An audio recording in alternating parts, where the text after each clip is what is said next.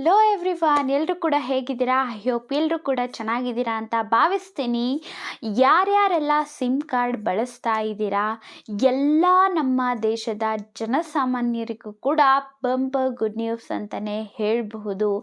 ದಿನನಿತ್ಯದ ವಸ್ತುಗಳ ಬೆಲೆಯಲ್ಲಿ ಏರಿಕೆ ಆಗ್ತಾನೆ ಇದೆ. ನಮ್ಮ ಒಂದು ಇಂಡಿಯಾನ ತಗೊಂಡ್ರೆ ಯಾವುದೇ ದೇಶ ಆದರೂ ಕೂಡ ವಸ್ತುಗಳ ಬೆಲೆ ಜಾಸ್ತಿ ಆಗುತ್ತೆ, ಇಂಡಿಯಾದಲ್ಲೂ ಕೂಡ ಆಗ್ತಾ ಇದೆ.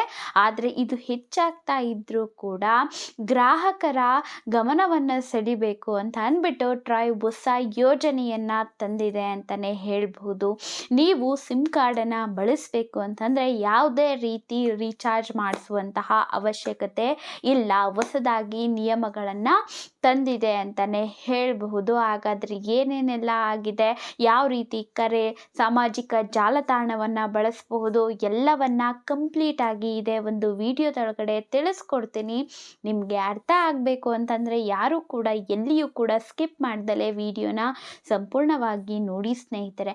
ಅದಕ್ಕೂ ಮುಂಚೆ ನಾನು ಹೇಳ್ತೀನಿ ಅಂದರೆ, ನೀವೇನಾದರೂ ನಮ್ಮ ಚಾನಲ್ಗೆ ಹೊಸಬ್ರಾಗಿದ್ದೀರಾ, ಇನ್ನೂ ಸಬ್ಸ್ಕ್ರೈಬ್ ಮಾಡ್ಕೊಂಡಿಲ್ಲ ಅಂತ ಅಂದರೆ ದಯವಿಟ್ಟು ಸಬ್ಸ್ಕ್ರೈಬ್ ಮಾಡ್ಕೊಳ್ಳಿ ಮತ್ತು ಒಂದು ಲೈಕ್ ಮಾಡಿ. ಸೊ ದಟ್ ನನಗೂ ಕೂಡ ಇನ್ನೂ ಹೆಚ್ಚು ಹೆಚ್ಚು ಉಪಯುಕ್ತ ಮಾಹಿತಿಗಳನ್ನು ನಿಮಗೆ ಕಂಟಿನ್ಯೂಯಸ್ ಆಗಿ ಕೊಡೋದಕ್ಕೆ ಮೋಟಿವೇಶನ್ ಸಿಗುತ್ತೆ. ಸರಿ ಸ್ನೇಹಿತರೆ, ನಾನು ಇನ್ನು ಹೆಚ್ಚು ಸಮಯನ ವ್ಯರ್ಥ ಮಾಡೋದಿಲ್ಲ, ಡೈರೆಕ್ಟ್ ಆಗಿ ವಿಷಯಕ್ಕೆ ಬಂದ್ಬಿಡ್ತೀನಿ. ಹೌದು ಸ್ನೇಹಿತರೆ, ನಾವು 2024 ಜುಲೈಯಿಂದ ಏನಾಗಿತ್ತು ಅಂತಂದರೆ, ನಮ್ಮ ದೇಶದಲ್ಲಿರುವಂತಹ ಎಲ್ಲ ಟೆಲಿಕಾಂ ಕಂಪನಿಗಳು ಕೂಡ ರೀಚಾರ್ಜ್ ಪ್ಲಾನ್ನ ಬೆಲೆ ಅನ್ನುವಂಥದ್ದನ್ನು ಜಾಸ್ತಿ ಮಾಡಿದ್ರು. ಇವಾಗ ನೆಟ್ವರ್ಕ್ನ ಕೂಡ ಇನ್ಕ್ಲೂಡ್ ಮಾಡಿದ್ರು. ನೆಟ್ವರ್ಕ್ ಬಳಸಲಿಲ್ಲ ಅಂತಂದರೂ ಕೂಡ ಅದನ್ನು ರೀಚಾರ್ಜ್ ಮಾಡುವಂತಹ ಅವಶ್ಯಕತೆ ಇರ್ತಿತ್ತು. ಯಾಕೆ ಅಂತಂದರೆ ಇನ್ಕಮಿಂಗ್ ಕಾಲ್ಸ್ನೆಲ್ಲ ಕೂಡ ಸ್ಟಾಪ್ ಮಾಡಿಬಿಡ್ತಿದ್ರು. ಕೆಲವೊಮ್ಮೆ 3 ತಿಂಗಳು ಏನಾದರೂ ರೀಚಾರ್ಜ್ ಮಾಡಿಸಿಲ್ಲ ಅಂದರೆ ಸಿಮ್ಮೇನೆ ಡಿಆಕ್ಟಿವೇಟ್ ಆಗೋಗ್ತಿತ್ತು, ಸಕ್ರಿಯ ಆಗ್ತಾನೆ ಇರಲಿಲ್ಲ. ಈ ಥರ ಎಲ್ಲ ಮಾಡಿಬಿಟ್ಟಿದ್ರು. ಈ ಥರ ಆದರೆ ಅದಕ್ಕೆಲ್ಲ ಕಡಿವಾಣ ಹಾಕಬೇಕು ಅಂತ ಅಂದ್ಬಿಟ್ಟು ಟ್ರಾಯ್ ಏನು ಮಾಡಿದೆ ಅಂತಂದರೆ 2025 ಹೊಸ ನಿಯಮಗಳಲ್ಲಿ ಇದನ್ನು ಇನ್ಕ್ಲೂಡ್ ಮಾಡಿದೆ. ಏನು ಅಂತ ಅಂದರೆ, ನಮಗೆ ಬೇಕಾಗಿರೋದಿಲ್ಲ, ಅಷ್ಟೊಂದು ಅವಶ್ಯಕತೆಯೇ ಇರೋದಿಲ್ಲ, ಅಷ್ಟೊಂದು ಹೆಚ್ಚಿಗೆ ಹಣವನ್ನು ಕೊಟ್ಟು ನಾವು ರೀಚಾರ್ಜ್ ಮಾಡಿಸೋವಂಥದ್ದು. ಯಾಕೆ ಅಂತಂದರೆ ನೆಟ್ವರ್ಕನ್ನು ಬಳಸ್ತಲೇ ಏನು ಮಾಡ್ತಿರ್ತಾರೆ, ಕೀಪ್ಯಾಡ್ ಫೋನ್ ಬಳಸ್ತಿರೋವಂಥವ್ರು ಕೂಡ ತುಂಬ ಜನ ಇರ್ತಾರೆ ಅಲ್ವಾ. ಆದರೆ ಅವರು ಕೇವಲ ಕಾಲ್ಗೋಸ್ಕರ ಮಾತ್ರ ಬಳಸ್ತಾ ಇರ್ತಾರೆ. ಆದರೆ ಹೆಂಗಿದ್ರು ಇವರು ರೀಚಾರ್ಜ್ ಮಾಡಿಸ್ಕೊಳ್ತಾರೆ ಅಂತಂದ್ಬಿಟ್ಟು ಎಲ್ಲ ಕಂಪನಿಗಳು ಕೂಡ ಏನು ಮಾಡಿಬಿಟ್ಟಿರ್ತಾರೆ, ಎಲ್ಲರೂ ಒಂದೇ ಒಂದು ಟೆಲಿಕಾಂ ಕಂಪನಿ ಅಲ್ಲ, ಎಲ್ಲ ಇವಾಗ ಜಿಯೋ ಆಗಿರ್ಬೋದು, ಏರ್ಟೆಲ್, ಯಾವುದೇ ತಗೊಳ್ಳಿ, ನಿಮಗೆ ನೆಟ್ವರ್ಕ್ ಇರುವಂತಹ ಒಂದು ರೀಚಾರ್ಜ್ ಪ್ಲಾನನ್ನೇ ಇಟ್ಟಿರುವಂಥದ್ದು. ಕೇವಲ ಟಾಕ್ ಟೈಮ್ ಅಂತ ಯಾವುದು ಕೂಡ ಇಟ್ಟಿಲ್ಲ.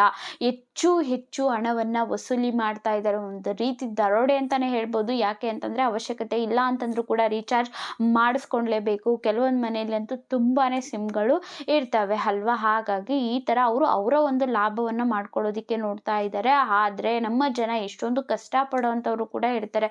ಓಕೆ, ಕೆಲವೊಂದಷ್ಟು ಜನಕ್ಕೆ ಇದೇನು ಕಷ್ಟ ಅಂತ ಅನಿಸೋದಿಲ್ಲ. ಆದರೆ ಗ್ರಾಮೀಣ ಪ್ರದೇಶದಲ್ಲಿ ಇರೋವಂಥವ್ರು, ಇಂಥವರಿಗೆಲ್ಲ ಕೂಡ ತೊಂದರೆ ಆಗುತ್ತೆ. ಯಾಕೆಂದರೆ ಒಂದೇ ಒಂದು ಸಿಮ್ ಅನ್ನುವಂಥದ್ದಿಲ್ಲ, 2, 3 ಈ ಥರ ಇರುತ್ತೆ. ಮನೆ ಅಂತ ಅಂದಮೇಲೆ ಒಂದು 4-5 ಸಿಮ್ ಇರುತ್ತೆ. ಬಟ್ ಎಲ್ಲದಕ್ಕೂ ರೀಚಾರ್ಜ್ ಮಾಡಬೇಕು ಅಂತಂದರೆ 2000ದಿಂದ 3000 ಇದಕ್ಕೆ ಆಗೋಗ್ಬಿಟ್ರು ಅಂತಂದರೆ ಜೀವನ ನಡೆಸೋದಾದರೂ ಹೇಗೆ? ಈ ಒಂದು ಉದ್ದೇಶದಿಂದ ಟ್ರಾಯ್ ಏನು ಮಾಡಿದೆ ಅಂತಂದರೆ, ಕೇವಲ 10 ರೂಪಾಯಿಗೇನೆ ಟಾಕ್ ಟೈಮ್ ಅನ್ನುವಂಥದ್ದು, ರೀಚಾರ್ಜ್ ಪ್ಲಾನ್ ಅನ್ನುವಂಥದ್ದು ಬರಬೇಕು ಅಂತ ಹೇಳ್ತಿರೋವಂಥದ್ದು. ಸಕ್ರಿಯವಾಗಿ ಇಟ್ಕೋಬೇಕು ಸಿಮ್ಮನ್ನು. 10 ರೂಪಾಯಿ ರೀಚಾರ್ಜ್ ಮಾಡಿಸಿದ್ರೆ ಸಾಕು, ನೆಕ್ಸ್ಟ್ ಸಿಮ್ ಅನ್ನುವಂಥದ್ದು ಆ್ಯಕ್ಟಿವೇಟ್ ಆಗಿರುತ್ತೆ. ಈ ಥರ ಈ ಒಂದು ಟೆಲಿಕಾಂ ಕಂಪನಿಗಳು ಏನಿರ್ತವೆ ಅಲ್ವಾ, ಅವು ರೀಚಾರ್ಜ್ ಪ್ಲಾನನ್ನು ತರಬೇಕು ಅಂತ ಹೇಳ್ತಾ ಇರೋ ಅಂಥದ್ದು. 10 ರೂಪಾಯಿಗೇನೆ ನೋಡಿ ಸಕ್ರಿಯವಾಗಿ ಇರುತ್ತೆ. 365 ದಿನಗಳ ಕಾಲ ರೀಚಾರ್ಜ್ ಮಾಡಿಸಿಲ್ಲ ಅಂದರೂ ಕೂಡ ಡಿಆಕ್ಟಿವೇಟ್ ಅನ್ನುವಂಥದ್ದು ಆಗೋದಿಲ್ಲ ಸಿಮ್. ಇದಿಷ್ಟು ಸಿಕ್ಕಿರೋಂತಹ ಮಾಹಿತಿ ಸ್ನೇಹಿತರೆ. ಇನ್ನೂ ಹೆಚ್ಚಿನ ಅಪ್ಡೇಟ್ಸ್ಗಳು ನಿಮಗೇನಾದರೂ ಬೇಕು ಅಂತ ಅಂದರೆ ನಮ್ಮ ಚಾನಲ್ನ ಸಬ್ಸ್ಕ್ರೈಬ್ ಮಾಡ್ಕೊಳ್ಳೋದನ್ನು ಮರಿಬೇಡಿ. Thank you for watching.